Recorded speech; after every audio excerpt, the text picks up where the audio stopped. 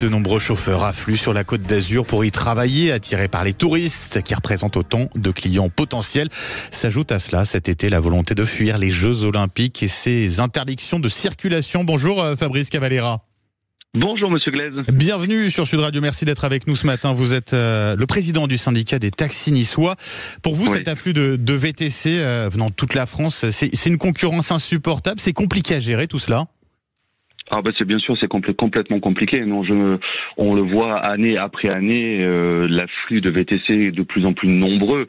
Mais vous savez, moi je ne vais pas parler de VTC de Paris, de Tombouctou ou d'où je ne sais.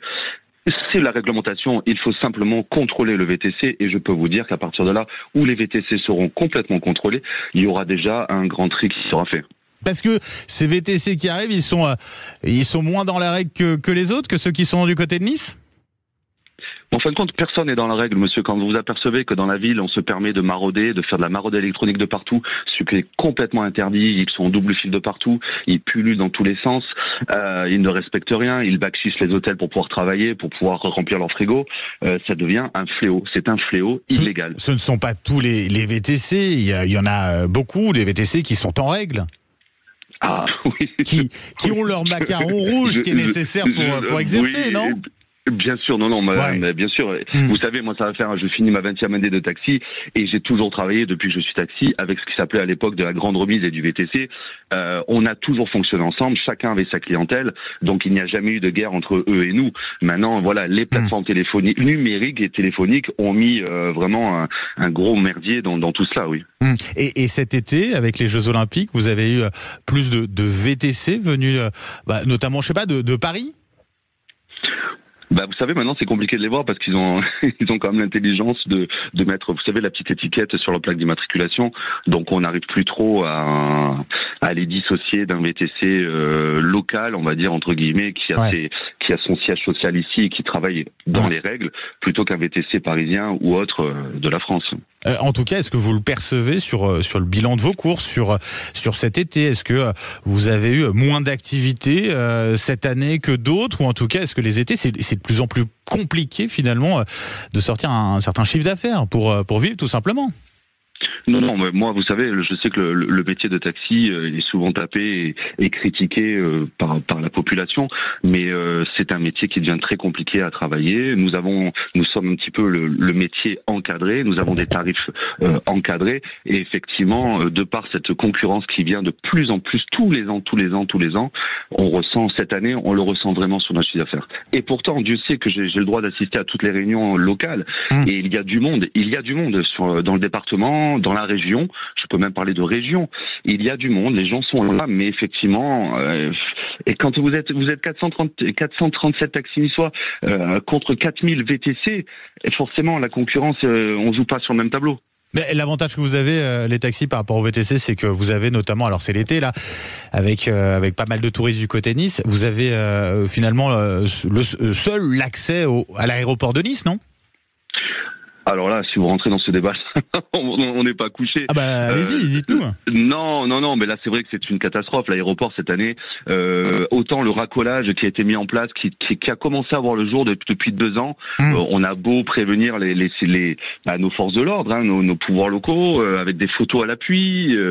Mais là cette année vraiment le racolage est structuré, le rabattage toute la journée. C'est pas que le soir. Avant c'était que le soir à partir de 23h dans les derniers avions.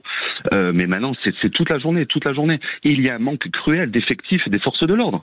C'est comme ça. Il y a Parce qu'ils font leur maximum, j'imagine. Voilà, ils vous écoutent, ils essayent de faire le plus de contrôle possible aussi. Mais bien sûr, je ne peux pas taper sur les forces de l'ordre qui sont en place. On leur demande tous les jours de plus en plus. Et puis là, ils ont eu les Jeux Olympiques à gérer. Il y a eu l'événement du Tour de France dans le département, la région. Bien sûr, donc il y a plein de choses. Mais il y a un manque cruel d'effectifs. Et s'il y avait des contrôles, nous on l'a vu il y a 5-6 ans, on avait malheureusement fait une manifestation.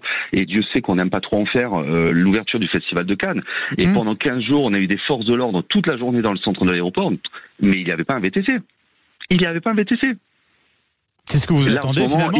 Alors je sais pas, c'est quoi? C'est la police nationale? C'est la police municipale? Comment c'est géré à ce niveau-là? La police municipale n'a pas foi, ne peut pas contrôler. Elle peut juste une relever division de la police nationale qui est vraiment sur ces contrôles en particulier? Complètement. La police municipale ne peut que contrôler une infraction routière, en fin de compte, un délit, mais n'est pas le pouvoir de faire un contrôle complet d'un VTC. Donc, en tout cas, ce que vous demandez, c'est davantage de moyens, plus de présence policière pour effectuer ces contrôles. C'est ça qui est finalement la solution à tous vos maux, notamment l'été, où il y a cette concurrence de ces VTC venus de partout en France, et notamment de Paris? Mais bien sûr, il faut du contrôle. Il y a une loi Grand Guillaume qui n'est pas respectée. Elle est loi, elle est là, elle est votée, pardonnez-moi. Mais sous effet d'une paix sociale, on ne veut pas trop non plus remuer, tamiser un peu ce qui se passe dans les plateformes numériques. Donc c'est très compliqué, vraiment très compliqué. L'aéroport, il suffit rien que vous contrôlez les macarons rouges. Rien que ça, monsieur. Les macarons rouges, hein, pour les auditeurs, c'est ce que je disais tout à l'heure, c'est le macaron qu'on met sur le pare-brise et qui est nécessaire pour exercer cette activité, voilà, de VTC. Je me demande même comment les plateformes numériques peuvent encore délivrer des autorisations de travailler ou ouvrir, je ne sais pas trop comment ça fonctionne, ouvrir des liens pour qu'ils puissent s'inscrire sur leur plateforme sans tous les documents officiels. Mais moi, en aucun cas, un taxi ne peut être taxi sans tous les documents officiels. En aucun moment, la municipalité va délivrer un permis de circuler. Jamais de la vie. Bon, en tout cas, les VTC venus d'ailleurs vont pouvoir rentrer chez eux là, prochainement. Non, parce qu'on a la chance qu'on a un après-été, c'est-à-dire jusqu'à mi-novembre.